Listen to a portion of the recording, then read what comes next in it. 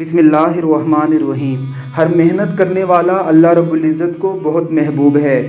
ہمارے پیارے پیغمبر حضرت محمد مصطفیٰ صلی اللہ علیہ وسلم نے فرمایا، الکاسب حبیب اللہ، محنت کرنے والا اللہ کا حبیب ہے۔ رب العزت نے بعض لوگوں کو محنت میں بھی ایسا شرف عطا کیا ہوتا ہے کہ انہیں دیکھ کر ان کے نصیب پر رشک آتا ہے۔ لوگوں کو یہ شرف ماں باپ کی دعاؤں سے حاصل ہوتا ہے۔ زیر نظر ویڈیو میں ایک شخص مقام ابراہیم پر بنے قبے کی صفائی کر رہا ہے۔ چھتری نما قبہ کے اندر وہ پتھر موجود ہے جس پر کھڑے ہو کر حضرت ابراہیم علیہ السلام نے کعبہ شریف کی تعمیر فرمائی تھی۔ اس پتھر کی ایک خصوصیت یہ بھی تھی کہ یہ چڑھتی دیواروں کے ساتھ خود ہی اونچا ہوتا گیا۔ کتنا ہی بڑا اعزاز ہے جو اس شخص کو حاصل ہے۔